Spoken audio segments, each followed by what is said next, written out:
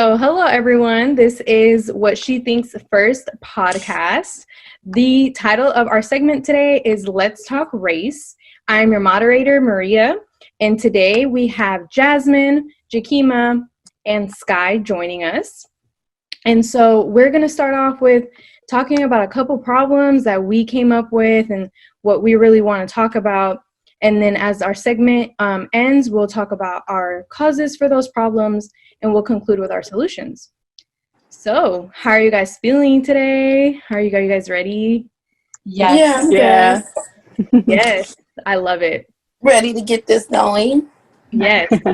So, one of our first problems that we as a group talked about was generational racism and our own individual opinions and situations that we've been in general racism. And does anyone want to share their experience first, and we can go on from there? Well, yeah, I can go first. Generational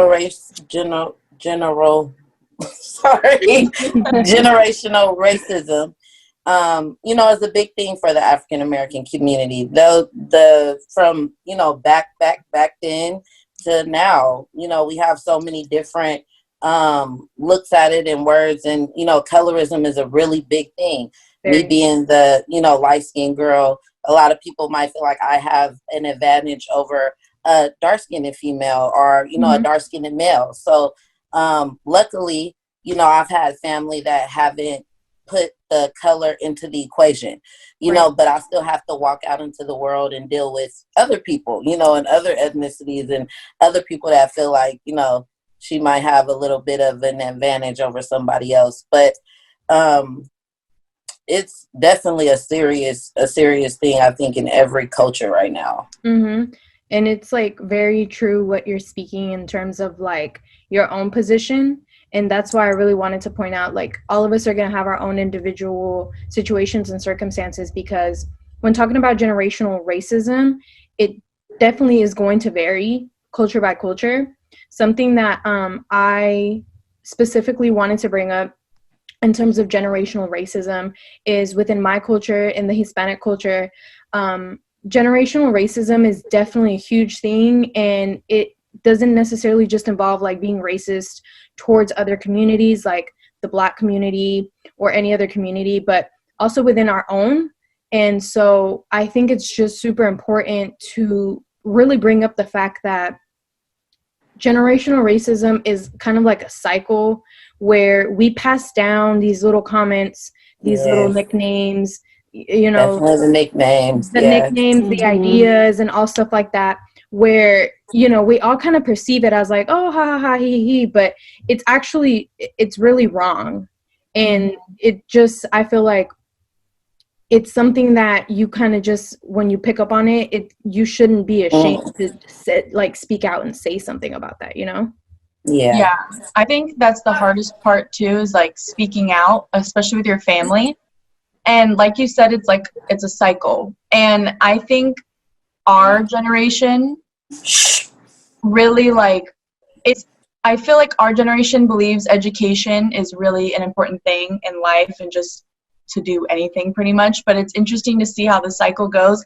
And then like the kids go off to college and learn more and get educated, not so ignorant. And then they come back for holidays, let's say, and now their opinions, and but it is hard to have that confidence to go against your family too. Right.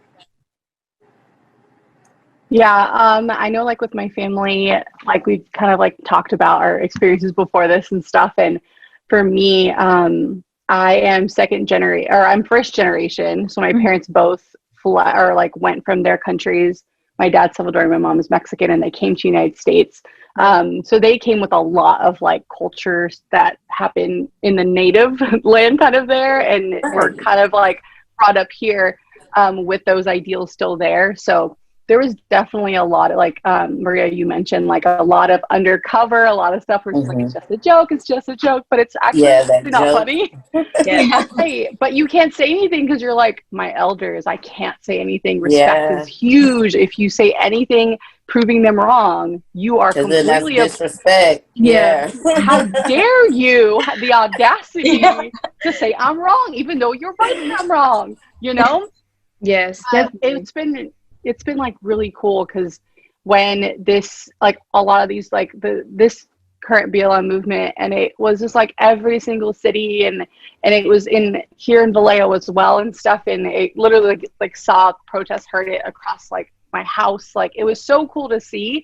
And then it started conversations with my family, and we all Yeah. kind of came together and we're like, you know what? Yeah, we're all going to agree. My parents included, were like, yeah, we're not going to stand for that anymore. And we're going to change. And Mhm. it's important. And, you know, we're standing for each other, you know, especially as minorities, like Yeah. us Latinos and Hispanics need to stand with like our Black Yes. brothers and sisters, you know, like Yes. we got to fight it together. And that's the only way it's going to happen. But yeah, it's wild. And it's just like, for me, I know like my situation is something that's not very common, but hopefully it can become more common of like Right. family having hard situations, be like, you know what, actually this is a bigger picture here, and it's not about my ego, but it's about the care for other Yes. people. Right. Mhm. I really love that you bring that up, because I feel like there's this like hidden like anti-Black like the thing going on with like the Hispanic culture. And I like to bring that up a lot because I know that there's definitely this thing where we talk about how you know, like you kind of really can't be racist if you're like a minority or a person of color. But this is really great that, you know, Jasmine brought this up, because this goes into our next problem, which is colorism, which Jekemea brought up earlier. It's this whole idea of like making people of darker complexity like even a more minority, you know, when in reality we're really all in this together. Like, you know, to just be very blunt, I guess you can say, like, racism is towards anyone that's a person of color. Like, you know what I'm saying? So why even add into that? Why add into that system, into that cycle, when it's hurting you? So why do you want to do the same to other people? You know what I'm saying? No, I definitely get that. And, you know, the hardest part is for, you know, with the African American cultures, we had a lot of our cultures taken away from us. So we kind of take from what they made us to kind of be, you know what I'm saying? And that's where colorism like started with, you know, the darker complexion being in the field, the lighter complexion being in the house and being the maids and the workers and a lot of that. And that made the rift between, you know, so many African Americans in the beginning. And it just, you know, that cycle just came and literally hit every generation. But that colorism is, I mean, I don't like for me to actually feel it and see it and know that, you know, it's going on. But, you know, you always have to step out in the world and deal with somebody who will, you know, push your buttons a little bit. And that's the difficult part on like trying to, you know, just educate myself more and educate the people around me more, so that I'm not feeling out of touch. They're not feeling out of touch, you know, and we can kind of, like you say, come together. Because once you go from the African Americans, they're going to the Latinos, and then they're going to, you know, the Asians. So you have to, I definitely do think that that's important, because at the end of the day, I feel like we're all minorities for real. Even white people, you guys weren't here, you know, when, you know, everybody else, and it just seemed like all of us, we're known to be the melting pot. America is known to be that, but then now they're seeing all these rifts between us. So I think that that's, you know, that's that generational, that colorism, it just all ties in together, like you said. It's definitely something that, as America, we all kind of got to work on, is to not look at, you know, African American and say, ooh, you know, not look at a Hispanic and say, oh my God. We have to, you know, keep that respect between each other. Definitely, for sure. I wanted to point out something specific that Jekemea said, which was that she herself mentioned that she doesn't really like feeling that colorism is kind of like this thing, but it's just the simple fact that she acknowledges it. And I feel like that's a really big thing, because a lot of people don't really believe in like colorism, don't really believe in white privilege. And I've Yeah. spoken a lot in this course about white privilege because I feel really strongly about it, because I feel like not a lot of people are really giving it the focus that it truly needs. And so I think that it's important. And I'm really glad that you pointed out the fact that you don't like that, the colorism is a thing, but you acknowledge it. And that's actually what really matters, though. The fact that you just are aware and that that this is a problem. Yeah, and I just hope that, once people are aware, then that's when we can, say, be honest with ourselves and say, ooh, I shouldn't have said that. Let me check myself. And see, that's where, this knowledge that we come into in college is that we learn to check ourselves and check what we have learned over these years through these different generations and our grandparents and all these things. And that's one thing, I feel like we have to do is we have to check ourselves, all of us. Mm-hmm. Going off of the this whole concept and like the fact of white privilege, I'm like, if you look at like us as a group, let's say, it's the problem in this country is that if you compare, like, let's say me and Jekemea both steal something, like I have the privilege of knowing I'm probably not going to have a gun drawn on me. I'm probably not going to get arrested. And it's even within my family. My siblings are darker complected than me. We're all Hispanic, but my siblings are darker complected. And it'd be the same thing with me and my little sister. Mm-hmm.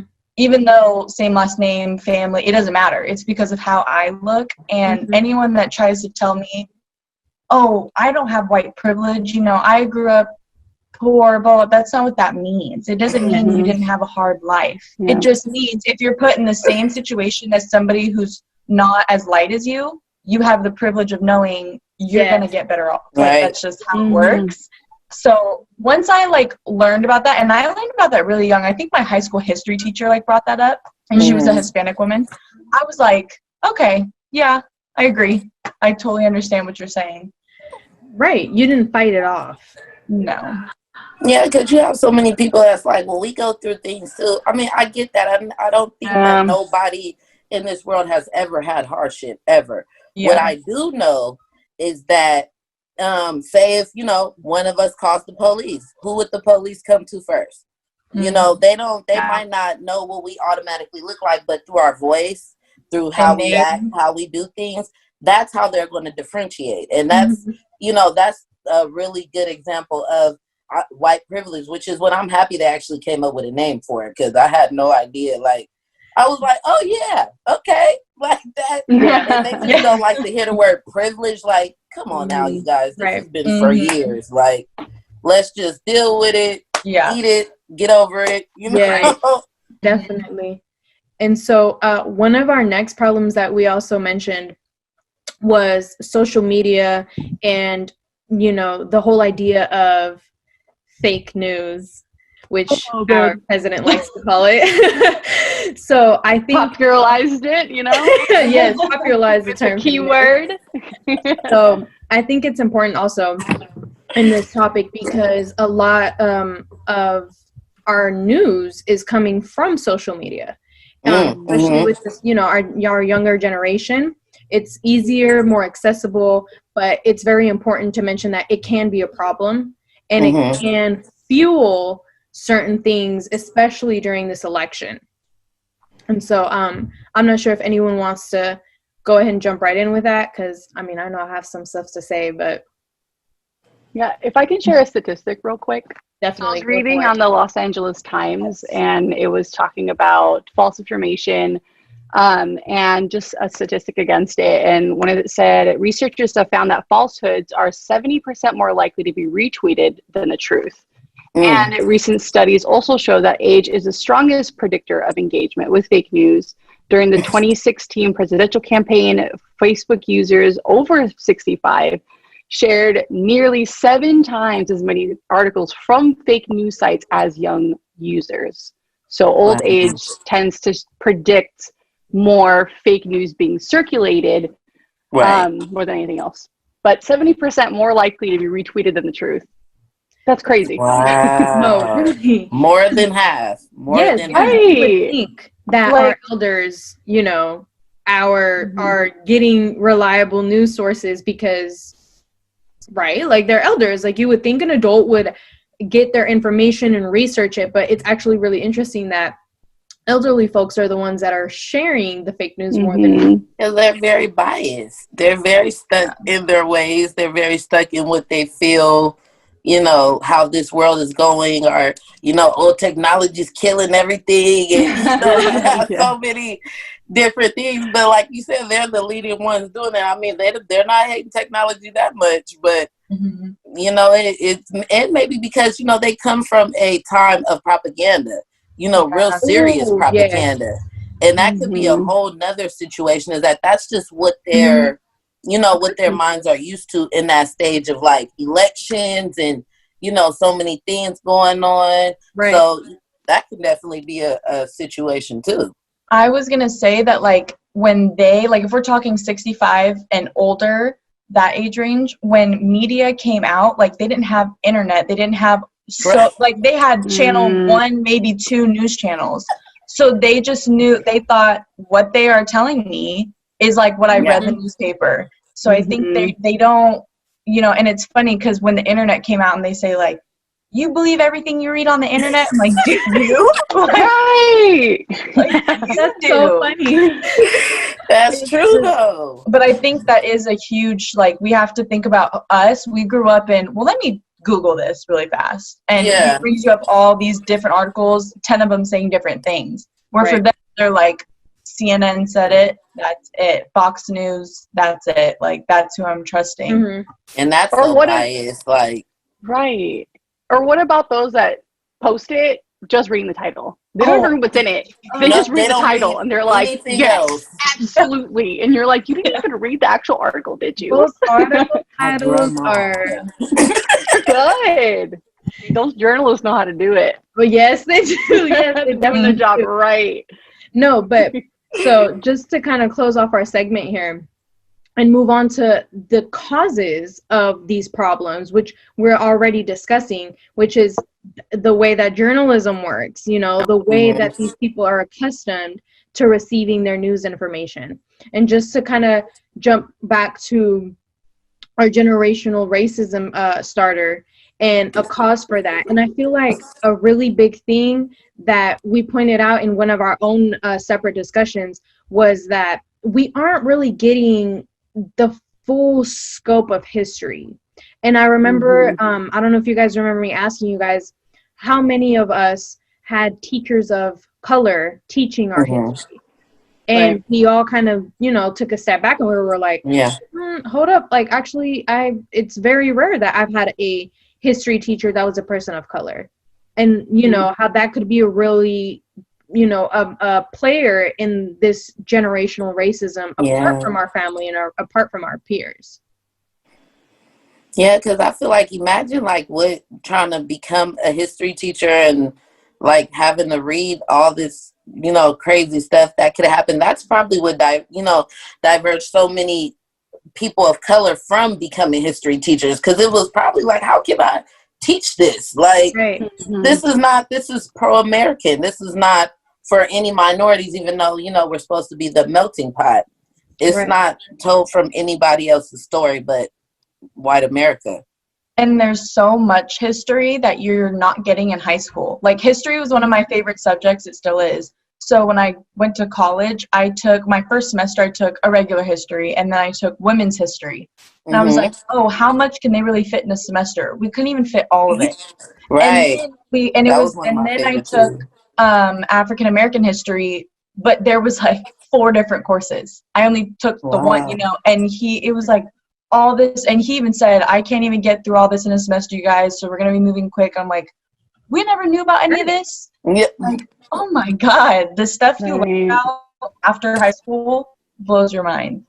And I mean, I guess it can be maybe because of curriculum and, you know, what can and can't be said in high school. I'm not sure. Because, you know, them boards are serious about that. They are going in on the curriculum. So there definitely can be some reasoning as to why we're not getting this full truth. But I feel like, you know, these, like, our children are going to be our future. I'm the future. You know what I'm saying? And so for me to be able to make these decisions and make a world a better place, I should be given all of my resources, all of the details to be able to, you know, like I shouldn't have to rely on my peers, because let's say, what if my parents are racist? Then what? You know what I'm saying? If I'm supposed to get my education from somewhere else, from a different, you know, source, how am I able to, you know, like distinguish? And I'm not at all trying to justify racism, because it is completely wrong. When you're grown, you're able to make your own decisions and your own judgment. I'm just saying, though, I feel like it's very lenient to, you know, if you're getting all this pro-American history, it's like, how are you really supposed to know what happened unless you go out yourself in college and seek it? Yeah. That goes into the generational too, because you hear everything from your family, from, you know, elders. You expect college isn't for anyone. You decide not to go to college. I mean, where else are you actually going to learn and hear about some of this stuff? Like, I know in my life I would have never learned about some of the things I learned about except in those courses. So, like you said, it's no excuse or anything for, you know, but I totally see your point on that. With education, you just get out of high school and you think that's just it. That's what it was. Right. Our whole history. Jasmine, did you want to share that great article that we talked about? Yeah, I was actually looking for like the exact quote that I was reading before.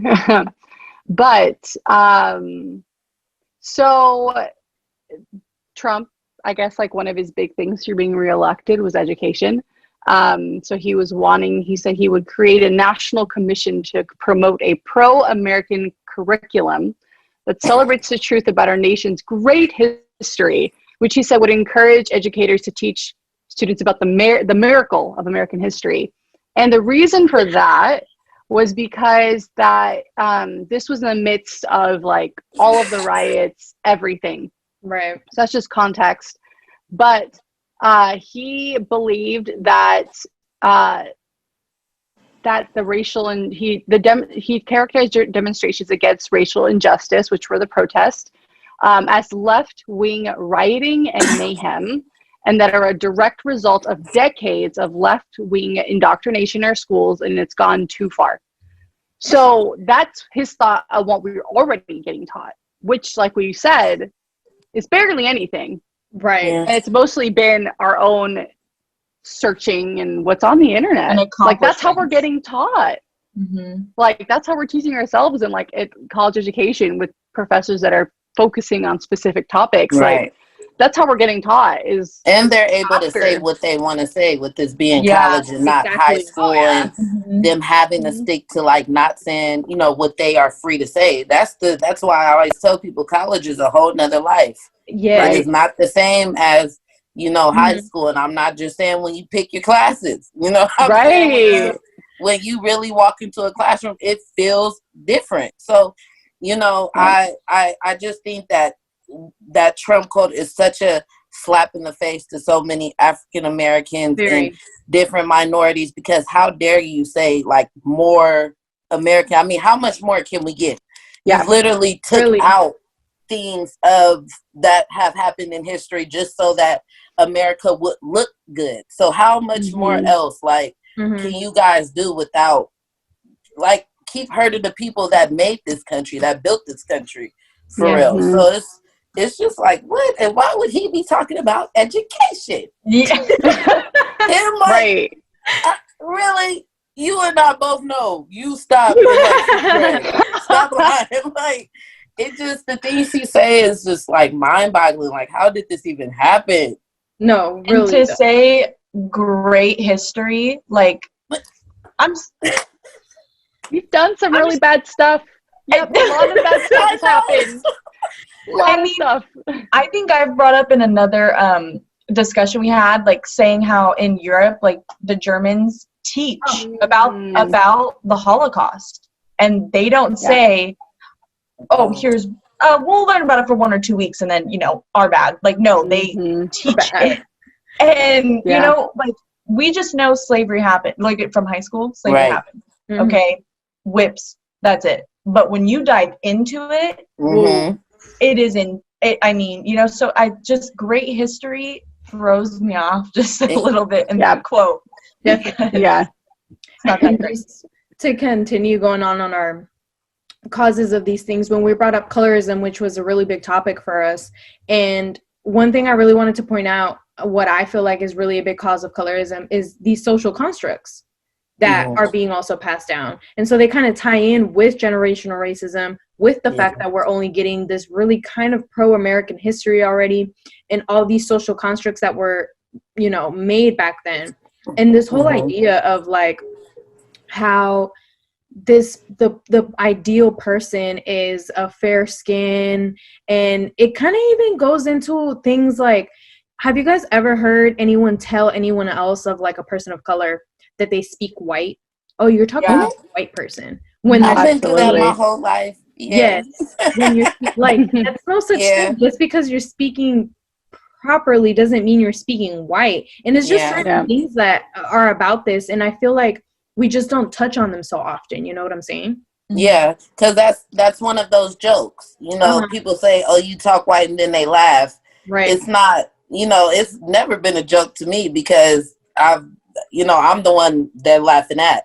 But it was always like I guess, like, well, I'm gonna get the interview. You're not. It's always like, okay. Right. But I mean, like you said, those are things that have been passed down from generation to generation that they think is something okay to say, you know, that they think, you know, well, it's funny, and those are not funny things. So it definitely has to start at home for us to, you know, start checking ourselves and other people around us.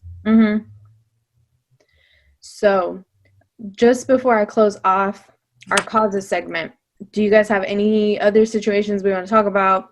I know that we already kind of mentioned the causes for social media, and, you know, reason being is that a lot of folks aren't just doing their own research, which can actually move us on to our solutions, some solutions that we ourselves came up with for these problems. And so I can go ahead and share what I feel is really important, especially nowadays during this political climate going on in our country, is I really want to stress that folks really need to fact check everything, you know, especially because when we're talking about these infographics on Instagram, they can be great. They can be really great tools just to kind of get you started. You know what I'm saying? Get a good grip of what it is that we want to look into. But I just really want to stress to folks that, you know, it can be tedious. It can be like time consuming and so on, but it's just important. It's really important to read beyond the headline of that article that you seen on Facebook that your aunt shared, or, you know, like, it's all these other things, because you just have to be able to make, because the decisions that you're going to make are not just going to impact you, though. They're going to impact everyone around you, your community, your family, etc. And so I think it's just super important that one of these solutions to the problems that we have mentioned at the beginning of this podcast is just to really just do your research. Yeah, and if people could be on social media all day, they can do the same thing on Google. Yes. I always say that. If you can pick that phone up and do that, you can read that too. So. No excuse now. Honestly, like, I know you say it, honestly, it could be not that time consuming though, because like during elections, there's like websites, fact-checking websites, or the fact checker in the debates. So there's no excuse for, especially our generation, like, you can look up, you can find the truth. And we know how. Yeah. We know how. Exactly. And then also, go ahead, Jasmine. No, I was going to say, one of my teachers always told us, they're like, never just rely on one news source. Fact check their news source. So like, check at least 3 different types of news to kind of, he's like, and it's somewhere in the middle, the truth is. Like, not one is the end all be all truth, but if you read enough and kind of get the broad scope, you'll find the truth somewhere in the middle of that. So it's always good to not rely just on CNN or just on MSNBC, like anything, but saying, okay, you know, let me check all these different ones, and then I'll probably get more of a feel of what actually is going on versus what they're all saying is like the truth, the end all be all, whatever, you know? That's good advice. And also, like, let's not be afraid to speak up. Let's not be afraid to question the information that we're getting. Like, it doesn't matter who it's from. If your friend is telling you something, it's okay to question it. It's okay to look for more, because in all honesty, that's how you're going to be able to make these just decisions. Like Jasmine mentioned, you know what I'm saying? It's not going to be a direct line where you're going to just go from news outlet to news outlet and you're like, this is the truth. You're just going to have to be able to make your own decisions, but at least you were able to make your own decisions from multiple things that you've seen and not just one news outlet or this one news article. Yeah. Because it's okay to disagree with your family. We're not all supposed to think the same thing. And that's the beauty of us also being in America too, is we don't have to all think the same thing. And that's the reason why we should take that extra step to research and make sure we know, and we fact check that fact. And we do this because we have those rights to be able to do that. So we should definitely take advantage of that and, you know, change it one day at a time. Exactly. Yep. All right, you guys. Well, that was a really interesting topic. I loved being able to discuss this with you guys and get your input for sure. I'm hoping that everyone else who watches is also able to get a good takeaway from our opinions and our views. And I just want to thank you guys for taking the time. Thank you. Good. Yes, thank you. Have a good night, you guys. You too. Bye. Well, hi, everybody. I'm Greg Poff, director of the Solano College Sports Broadcasting Program, and we're here in the TV studio at Solano Community College, and I'd like to tell you about a great opportunity this summer. Now, typically with our summer class, we're covering sports. Because of the COVID-19 pandemic, we're opening up the class to all of you podcasters, YouTube influencers, to give you a chance to come in and create content that we can show on YouTube. You can have your own podcast. We can even put you on Channel 28 locally. Let's take a look at some of the equipment we have here in the studio. Come on. All right, we're here in the Solano College Sports Network studio control room to show you some of the equipment that you can use as a student here at Solano Community College. And the first thing I'd like to draw your attention to is the production unit system that we use. It's made by New Tech. It's the TriCaster system. This system is used by every major network. So you come to Solano Community College, you're going to learn video production on the TriCaster unit. So you'll be ready to go once you leave our program. You'll be trained on the same equipment that you would use in all of the major networks. You see the video production board here. We've got our speakers set up here. Here we've got our interface that you can use. So all kinds of equipment that you can use to be a professional in media production.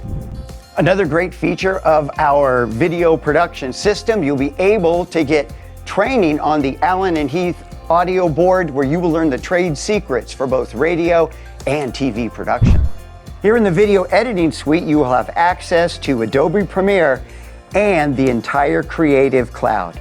If you can imagine it, you can create it right here in the Solano Community College TV studio. We have merged with Fairfield Cable Access, and that gives you the opportunity to use the same TV equipment that they use to produce their shows on local TV here in Fairfield, and that gives you the chance to also show your work on local TV.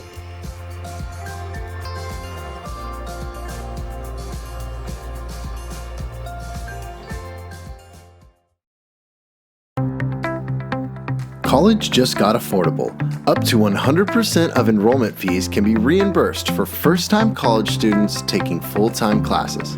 At Solano Community College, we are taking full advantage of this to further your future. With certificate and degree programs in industrial technology, aeronautics, biotechnology, and many others, Solano Community College is a staple for success. For more information, please contact the Financial Aid Office at 707-864-7000.